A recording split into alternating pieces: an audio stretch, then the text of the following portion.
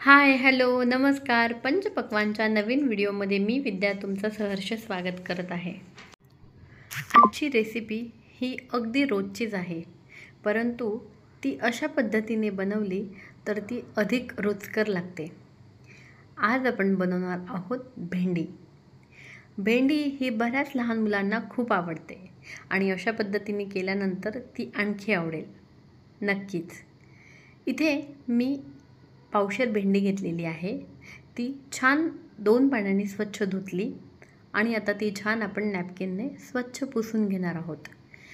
भेंडी कापण्यापूर्वी ती जितकी स्वच्छ पुसून घेतली, म्हणजे त्याच्यात पाणी न ठेवता अगदी कोरडी करून घेतली, तर भेंडी चिकट होत नाही.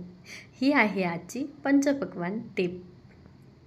इथे मी 10-12 हिरव्या मिरच्या आणि 5 ते 7 लसणाच्या पाकळ्या घेतल्या आहे आणि त्या आपण मिक्सरमध्ये घालून छान बारीक वाटून घेणार आहोत. इथे मी साधारण 2 चमचे इतकं तेल घेतलं आहे. तेल छान तापलं की आपण त्यात घालून घेणार आहोत कढीपत्ता. आणि कढीपत्ता छान परतल्यानंतर आपल्याला त्यात घालायचं आहे साधारण 1 चमचा इतका मोहरी, 1 चमचा जिरे आणि पाव चमचा इतकं हिंग. आता आपण हे छान परतवून घेऊया आणि एक मध्यम आकाराचा कांदा आपण चिरून यात घालणार आहोत. भेंडीमध्ये फायबर खूप असतं आणि कॅलरीज कमी असतात, त्यामुळे वजन कमी करणाऱ्यांसाठी भेंडी अतिशय उपयुक्त आहे.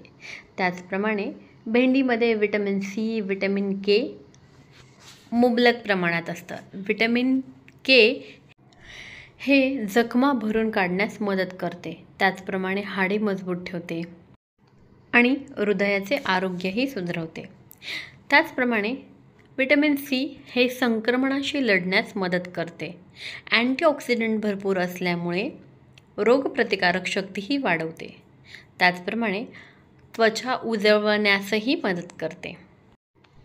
भेंडीचे सेवन हे पचन सुधारते, रक्तातील साखर नियंत्रणात ठेवण्यास मदत करते, हृदयाचे आरोग्य सुधारते आणि कॅल्शियमही यात भरपूर असते. भेंडीमध्ये आणखी एक महत्त्वाचा घटक म्हणजे फॉलिक ॲसिड. फॉलिक ॲसिड जे गर्भवती स्त्रियांसाठी अतिशय महत्त्वाचे असते. का?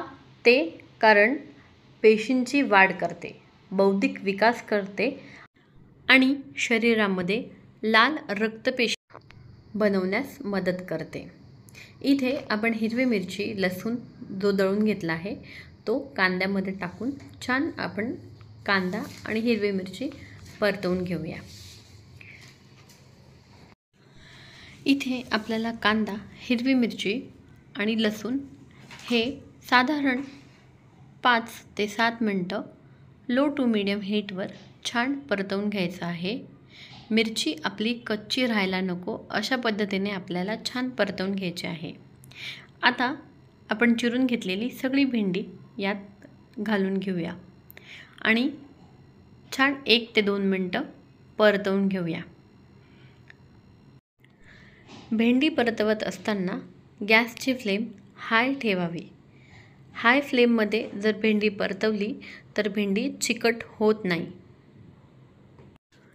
साधारण 1 मिनटं आपण हाय फ्लेमवर भेंडी छान परतवून घेऊया आणि नंतर फ्लेम स्लो करून फक्त 2 मिनटं इतकं झाकण ठेवून भेंडी शिजवून घेऊया आणि 2 मिनटानंतर आपण झाकण काढून छान परतवून घेऊया.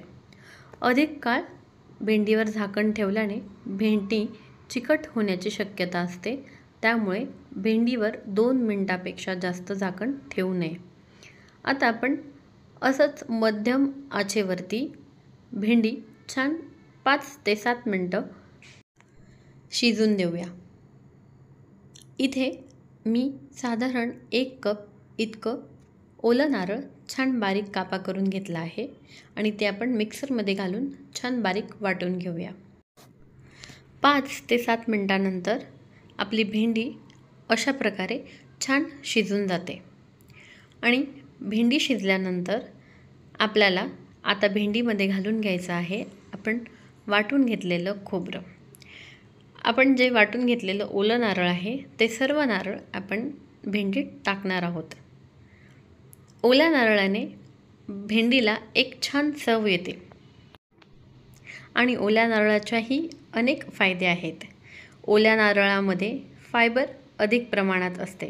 त्याचप्रमाणे खनिजे, विटॅमिन्स आणि अँटीऑक्सिडंट असल्यामुळे रोगप्रतिकारक शक्ती वाढवण्यास मदत करते.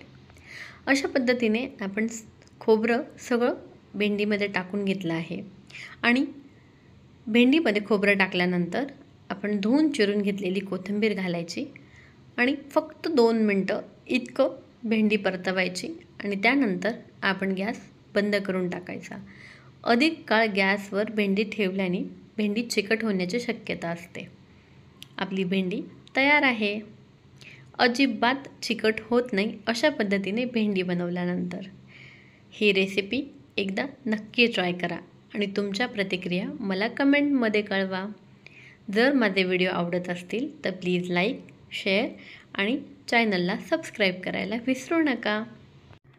स्वयंपाकघरात प्रेम असू द्या आणि तुमच्या यूट्यूबवर पंचपक्वान्न. पुन्हा भेटूया अशा चवदार रेसिपींसोबत.